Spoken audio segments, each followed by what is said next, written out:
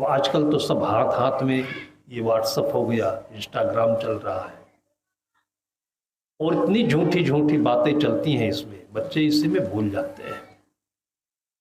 और बच्चे इसको पकड़ते क्यों हैं? क्योंकि माता पिता किस्सा कहानी बताना बंद कर दिए।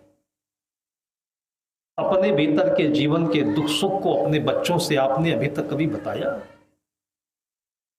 आपने अपनी जिंदगी में कितने पापड़ बेले, कितनी कठिनाइयां उठाई, कभी तो शेयर करिए, वो बच्चों को याद रहे। लाल बहादुर शास्त्री जहां पढ़ते थे, जहां रहते थे, वहां से बीच में गंगा नदी पड़ती थी और गंगा नदी का जो चौड़ान है बहुत ज्यादा है। उस नदी के उस पार स्कूल पड़ता था।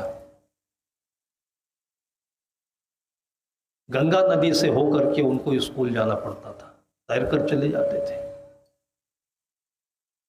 माँ ने जब जान पाया तो कहा, बेटा सावन भादों की बाढ़ है, इसमें मेरा बेटा कहीं खो गया। पैसा तो मशक्कत करने से मिल सकता है, तो बेटा कहाँ मिलेगा? बेटे को उसने दुआ ने पैसे दिए और कहा, बेटा तैर करके नहीं, नौका से जाया करो तुम। लेकिन शास्त्री की आंखों में वो टेलीस्कोप था, वो बोध था, ज्ञान था, संवेदना थी कि वो देखते थे कि उनके स्कूल में और बच्चे जो पढ़ने आ रहे हैं, उनके पास बनियान और नैकर भी साबुत नहीं है, फटे हैं। लिखने के लिए कलम नहीं है, तख्ती भी नहीं है। उस जमाने में लोग तख्ती में लकड़ी के और लकड़ी के कलम से लिखते थे, हम लोगों ने लिखा है। और वो चीज ऐसी होती थी कि जिससे राइटिंग बनती थी। आज फिसलने वाला पेन रखते हैं, जिसको ये रिफिल वाला पेन कहते हैं, डॉट पेन कहते हैं, कभी राइटिंग नहीं बनेगी। इससे वो चीज अच्छी थी जो निप वाली पेन आती थी, उसको जहां रखिए कलम ठहर जाए। और रिफिल वाला पेन है, जहां रखते हैं वहीं से फिसल जाती है।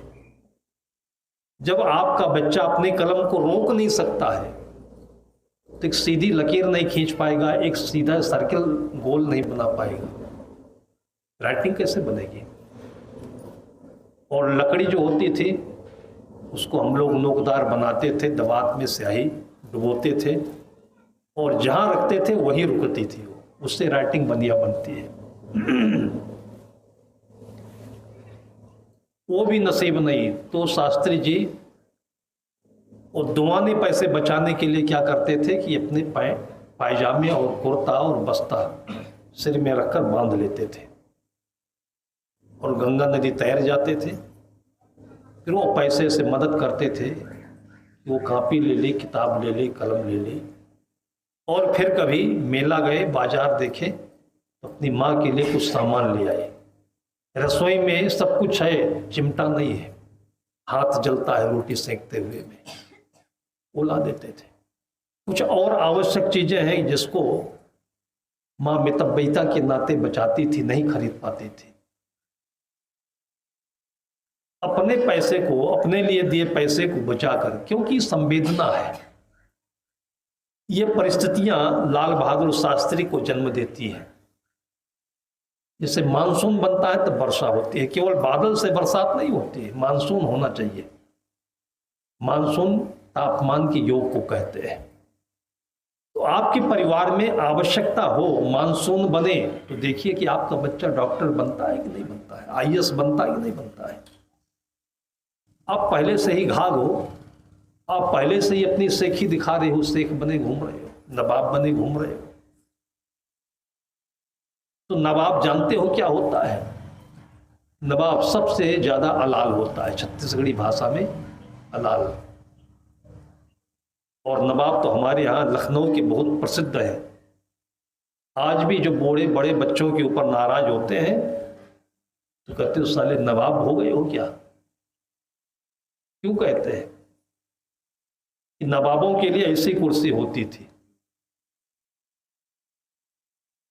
और सिंहासन पर नवाब बैठते थे तो उनका जूता वो स्वयं नहीं उतारते थे, उनका जो सिपह सालार होता था, नौकर होता था, वो निकालता था। उनका कपड़ा भी वही पहनाता था। जब ईश्वर ने 2 हाथ दिए हैं, 2 पैर दिए हैं, तो कम से कम अपने और इतने काम तो अपने हाथ से करना चाहिए। नहीं करेंगे तो सब लूले हो जाएंगे। वो नवाबी है। जब उनके ऊपर अंग्रेजों का आक्रमण हुआ, छोटी सी सेना थी, सब भग गई, सब भग गए, अकेले बचाओ भगा नहीं। आर्मी आई, पकड़ लिया। उस आर्मी के ऑफिसर को भी आश्चर्य लगा कि सब भग गए तो ये भी भग सकता था, इस सिंहासन छोड़कर भगा नहीं। पकड़ कर ले जा रहे थे तो धीरे धीरे रास्ते में बातचीत किया कि आप भगे क्यों नहीं। उसने कहा भग तो जाता,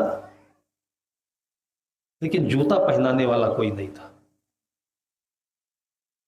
रोज जूता पहनाने वाला होता था, तब वो जूता पहनकर खड़े होते थे। लोगों ने कहा कि जूता तो सामने रखा था। सामने रखा तो था, लेकिन जूता का मुंह पलट गया था, तल्ली ऊपर हो गई और मुंह नीचे हो गया। उसने कहा कि मुझे समझ में नहीं आ रहा था कि जूता के अंदर पैर जाता कहां से है, और तब वो पकड़ा गया। और इसी की विनती को आज भी लोग जीवंत बनाए रखे हैं। बेटों में बहुत बादशाही देखते तो कहते नवाब मत बनो, और वो नवाब खानदान के लोग आज, आप कभी जाइएगा लखनऊ में तो भूल भुलैया एक महल देखने को मिलता है नवाबों का बना हुआ, और उसके ईंट ईंट सब टुकड़े हो गए, और नवाब ऐसे ही फटीचर बनकर गोमती के किनारे घूम रहे हैं। करोड़ों अरबों की संपत्ति बेकार हो गई। इस संपत्ति को कौन बचाएगा? यह सदगुरु का आशीर्वाद वरदान ही बचा सकता है। सदगुरु की दी हुई सद्बुद्धि ही बचा सकती है। इसको कमा सकते हैं, बचा नहीं सकते। आप छल छद्म करके, पढ़ाई से, योग्यता से, नौकरी से आप कमा सकते हो, लेकिन बचा नहीं सकते हो। सदगुरु कहते हैं कि गुरु हमारे इष्ट है। सदगुरु विशाल देव कहते हैं कि गुरु की इतनी बड़ी महिमा है, तन मन धन से रक्ष, निज स्वरूप को बोध दे कीन्हो जीव स्वच्छ। उन्होंने ही हमारे जीवन की रक्षा की, तन से, मन से, धन से। हमारे पास जो शरीर है, इसमें कैसे दिनचर्या होनी चाहिए, कैसे खाना पीना होना चाहिए, इसके साथ बहुत कम आपकी समस्या होगी। शरीर ठीक होगा तो मन ठीक होगा। तो तन से रक्षा की, मन से रक्षा की, और हमारे धन की रक्षा की सद्बुद्धि दे करके। तो जो बचपन से फिजूल की बातें, काल्पनिक बातें सुन सुन करके हम लोग उसमें बहम जाते हैं, धोखा है। बच्चों में कुंठा पैदा होती है, उनका विकास नहीं हो पाता है। आवश्यकता से अधिक उनको पैसा मिल रहा है, कपड़े मिल रहे, थोड़ी सी तो ठंडी लगने दो। लाल बहादुर शास्त्री को वो जो परिस्थितियां थी, उन्होंने आगे बढ़ाया, जगाया। पढ़ करके शास्त्री होकर के वो स्वतंत्रता संग्राम में आ गए। नेहरू जी के निधन के पश्चात लोगों ने उनको आग्रह करके प्रधानमंत्री बना दिया। 2-4 महीने घर नहीं जा पाए, मां बेबल होने लगे। उनका नियम था कि हर पूर्णमासी को अपनी मां के दर्शन जरूर करना है। नहीं जा पाए 2-4 महीना, मां बेबल होकर के पड़ोसियों से बोलने लगी कि मेरा लल्ला नहीं आया। लोगों ने मजाक किया कि वो प्रधानमंत्री दिल्ली का हो गया, अब यहाँ आएगा वो दरबार में रहने वाला। तुझे बहुत मोह सता रहा हो तो बनारस में गाड़ी पर बैठ ले और दिल्ली में उतर जाता, जाकर मिला वहीं से। लोगों ने मजाक किया उसके साथ। वो सचमुच में अपने बेटे के मोह में बनारस बैठी और दिल्ली उतर गई सुबह सुबह। और प्लेटफार्म पर लोगों को पूछ रहे कि भैया मेरे बेटा का कोई पता बता दे, लल्ला यही रहता है, कौन ध्यान देता है। एक कांस्टेबल था, उसके चेहरे में उसको अपनी दादी नजर आई। उसको भीतर से करुणा आई कि बुढ़िया परेशान हो रही है, कोई इसको राह दिखाने वाला नहीं मिलता है।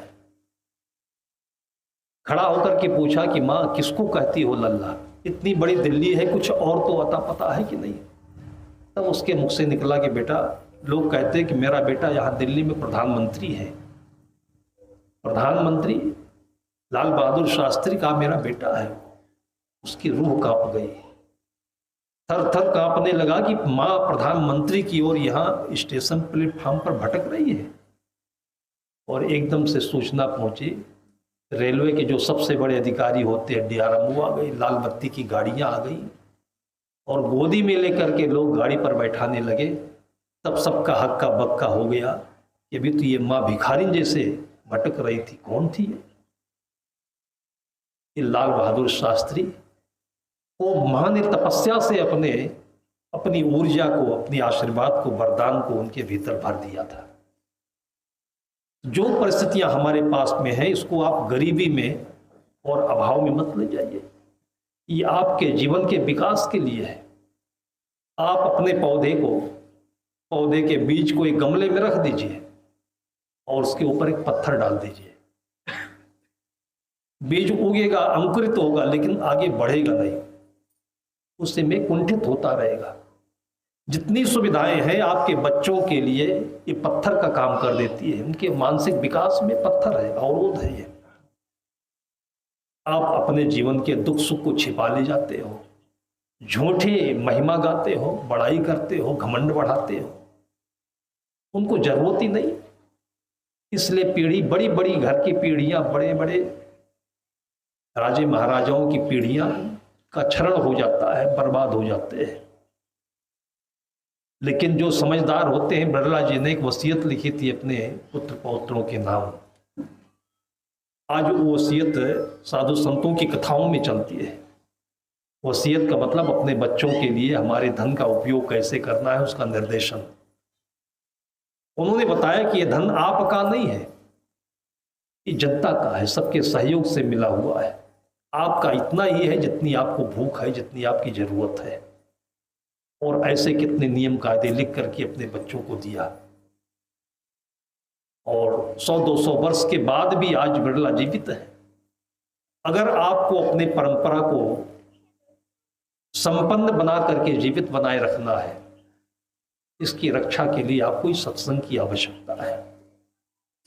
और ये बड़े मजे में होता है।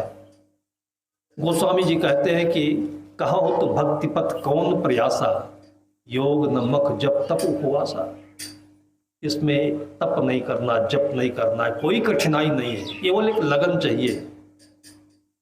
उस लगन का नाम ही है सरल स्वभाव नमन कुटिलाई, यथा लाभ संतोष सदाई।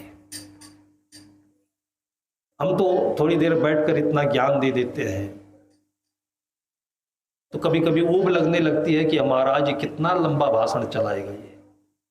लेकिन अगर आप अपने बच्चों को ज्ञान न देकर उनसे केवल बातचीत करें, सतगुरु कबीर साहब कभी भी ज्ञान नहीं दिए। वो कहते हैं कि अपनी कहे मेरी सुने, सुन मिल एक होए। इसको कथा कहते हैं, सत्संग कहते हैं कि दो लोग आपस में बैठ करके जब बढ़िया अच्छे से बतियाते हैं तो माता पिता का ज्ञान बच्चों के दिल में गहराई तक उतर जाता है। तो अपने जीवन की जो कथा है, अपना अहंकार नहीं, अपना आडंबर नहीं, अपना मन का विकार नहीं, और पूरे गांव में जो हो रहा है उसको नहीं, जीवन के सार्थक तत्वों को अपने बच्चों के बीच में, खेत में, खलिहान में, बाड़ी में और कापी कलम में। और तब देखिए कि आपके घर में जो परिवर्तन दिखेगा वो लोगों की आंखों को चार चांद लगाएगा। और ये सब कुछ आपके जीवन में दिखता है। भाग्यशाली है हम लोग कि हर वर्ष कितने ही संत महापुरुष यहाँ पर आते हैं और इसी के बहाने से भोजन होता है, भंडारा होता है, ये सब कुछ अच्छा लगता है। आपका यहाँ बैठना अच्छा लग रहा है तो जहाँ भोजन बन रहा है वहाँ भी मैं देख रहा हूँ, यही आप सबके भक्त लोगों में से कोई बढ़िया टमाटर सुधार रहा है, कोई आलू सुधार रहा है, और नहीं तो जहाँ पर शादी विवाहों में मैंने देखा है तो ऐसे ही खनन करके काट करके उसमें कीड़े मकोड़े पत्थर सब उसी कढ़ाई में डाल देते हैं। लेकिन यहाँ मैंने देखा कि जितनी बारीकी से गोभी का एक फूल अलग अलग देखा जा रहा है। भले ही वो यहाँ पर नहीं बैठे, लेकिन मेरी आत्मा को, मेरी सत्संग को उनका दिल वहाँ से चुंबक जैसे पकड़ रहा है। वो भी इसके पुण्य के भागी है और यही चीज उनके बच्चों में, आने वाली पीढ़ी में स्वतः अपने आप उतर जाएगा और ये परंपरा ऐसे चलती रहे। ये संत महापुरुषों का आशीर्वाद आपके घर में हमेशा बरसता रहे। और इसके साथ साथ में आपके जीवन की अन्य जो समस्याएं हैं उनको आप नेगेटिव में मत ले, उनको आप समझिए कि आपके लिए कुछ करने के लिए आया हुआ है। जैसे बाधा है, अभी 2-4 दिन पहले किसी घर में कार्यक्रम था हम लोगों का और बढ़िया से सत्संग आरंभ हो गया और माँ इतनी खुश थी, जिसने बुलाया था पूरे घर को तैयार किया था कार्यक्रम के लिए, और आकर बोलने लगी कि इतना आह्लादित है हमारा मन, इतना खुश है। 3 साल कोरोना के कारण से नहीं आ पाए उसके घर पर संत, और यही बोलते बोलते उसको पता नहीं था कि उसका बेटा एक साथी को लेकर के धमतरी से आ रहा था और थोड़ा सा वही जो चीज मैं बता रहा हूँ, 2-2.5 लाख रुपए का कोई बाइक था, वो मिल गया साथी का मांग करके, और जल्दीबाजी, और एकदम से रास्ते में कंट्रोल से बाहर हुई बाइक और जाकर पेड़ से टकराया। और फिर थोड़ी देर बाद समाचार उसको आया कि बेटे का एक्सीडेंट हो गया। ना चिल्लाई ना घबराई, चुपचाप वहां से उठ करके और किसी की गाड़ी ली और उधर चली गई। बाद में धीरे से पता चला, पूरा कार्यक्रम संपन्न हुआ। मेरा मन नहीं माना, फिर शाम को मैं वहां धमतरी गया, उससे मिला। मैंने देखा कि उसके चेहरे पर कोई एक्सीडेंट नहीं, बल्कि इतना ही बोला कि आज संत गुरुजन हमारे आंगन में नहीं होते तो मेरा बेटा भी नहीं बचता। जिस दुर्दांत तरीके से एक्सीडेंट हुआ था, बचने की कोई वहां गुंजाइश नहीं थी। 1000 कमांडो लेकर के आप चलिए, लेकिन आपकी सुरक्षा तो केवल आपका पुण्य ही करता है। आपकी सुरक्षा, आपकी सेवा, आपको भीतर से जो प्रेरित करता है वही सारथी है, जिसको भगवान श्री कृष्ण कहते हैं, जो अर्जुन का रथ महाभारत के मैदान में चला रहा था। ये महाभारत आपकी गृहस्थी है, आपकी नौकरी है, आपका बिजनेस है। इसमें अनेक प्रकार से कौरव पांडवों का युद्ध आने को होता है। इसके बीच में मन विचलित होता है। उस बीच में आपको कौन प्रमोट करेगा, कौन सहयोग करेगा, वो आपका पुण्य है। जो आप सुन रहे हैं, संतों से पा रहे हैं, यही आपके भीतर का अस्त्र है और शस्त्र है, यही गीता है। ये हमेशा आपके हृदय में गीत गुनगुनाता रहे। हमेशा आप मगन होकर के और हाथों से, इंद्रियों से अपना काम करते रहें। कभी काम बिगड़ने का नहीं है, कभी नहीं बिगड़ेगा काम आपका। ये हमारे अंदर में जो धारणा है कि हम करेंगे नहीं तो काम होगा नहीं, काम आपके करने से नहीं होता है। ये जो आप सोचते, आपका अहंकार है। आपके भीतर वातावरण के कारण से एक परिस्थिति निर्मित होती है और प्रेरणा होती है। इसलिए अन्य मत वाले कहते हैं कि ईश्वर की प्रेरणा है, ये ईश्वर की प्रेरणा है। अपने चाहने में और इस प्रेरणा में अंतर होता है। और नहीं तो हर कोई बिजनेस करे और करोड़पति हो जाए, हर कोई पढ़े और डॉक्टर हो जाए, हर कोई जो चाहे वो कर दे, लेकिन ऐसा होता नहीं है। उसके भीतर में प्रेरणा ही मिलती है। गांव में रहने वाला आदमी, कोई ऐसी बात नहीं कि टाटा बिरला जो धन कमा रहे हैं वही टाटा बिरला हो जाते हैं। एक घर की मां बता रही थी कि साहब, हमारे घर की वो परिस्थिति थी कि पति हमारे दिमाग से थोड़ा सा कमजोर थे, खेती होते हुए भी कर नहीं पाते थे, खेती में बटाई कुछ मिलता नहीं है, और 5 बच्चे हैं। बहुत मुसीबत में मैं थी। मेरे भाई शिक्षक थे, मैंने अपने बड़े बेटे को भाई के पास भेज दिया, ये पढ़ लेगा तो और भाइयों को पढ़ा लेगा। और कहते हैं कि थोड़ा सा आदमी परिस्थिति से दबा हुआ होता है तो बुद्धि खिल नहीं पाती है। 12वीं पढ़ करके ग्रेजुएशन में नाम लिखाया, स्कूल में कुछ पूछा गया, वो बता नहीं पाया तो मास्टर साहब ने फजीयत कर दी, फिर वो चला आया। उसने कहा जहाँ अपनी इज्जत नहीं, जहाँ सम्मान नहीं है मन को, वहाँ पर पढ़ाई नहीं हो सकती है। मैं किसी दूसरे की नौकरी नहीं करूँगा और अपनी इज्जत काम करूँगा, अपने सम्मान के लिए काम करूँगा। मैं अपनी माँ से बोला कि मैं पढ़ाई नहीं करता। उसके साथ उसके मामा के बेटे पढ़ते थे, वो इंटर पास करने के बाद सेलेक्ट हो गए CPMT में और डॉक्टर हो गए। इसकी परिस्थिति ने साथ नहीं दिया, उसकी प्रेरणा हुई कि हम पढ़ाई नहीं करेंगे, नौकरी नहीं करेंगे, और माँ बाप होते तो पिटाई करके फिर वापस कर देते, भटक जाता हो। उसने अपनी माँ से कहा कि आपके पास जो कुछ भी हो मुझे सहयोग दे दो, मैं अपना काम करना चाहता हूँ। सदगुरु कबीर साहब कहते हैं, कर बहिया बल आपनी छाण बिरानी आस।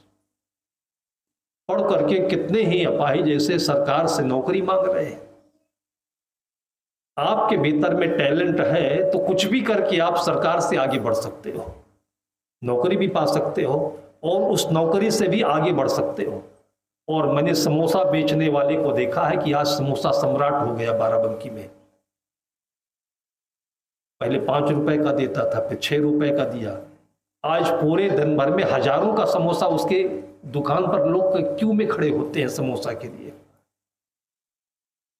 और उसके घर में रेड पड़ती है, करोड़ों रुपए इनकम टैक्स वाले ले जाते हैं, तो भी समोसा का सम्राट ही है वो। आप क्यों ऐसा अपने मन में सोचते हो कि मेरा बेटा पढ़ नहीं पा रहा है, टैलेंटेड नहीं है, टॉप 10 में नाम नहीं आ रहा है, कुछ तो कर रहा है। उसने कहा मैं अपना काम करूंगा। माँ ने भी बड़ी सहजता से अपने गले की जो चांदी की हंसुली होती है, करधन होता है, सब निकाल करके दे दिया। बहुत पहले की बात नहीं है, 15-20 साल पहले की बात है। और लेकर के ऐसे सड़क के किनारे गुमटी रख करके बैठ गया कुछ सामान लेकर, और उसके बाद उसकी लगन है, लग गया।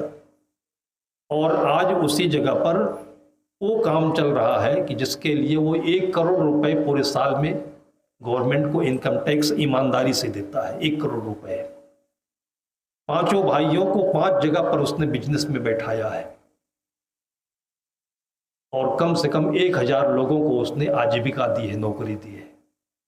इसके बावजूद अपनी माँ को लेकर के, परिवार वालों को लेकर के वो सत्संग में भी आता रहता है, और इसके बावजूद सुबह 1-2 घंटे योगा क्लास में भी देता है।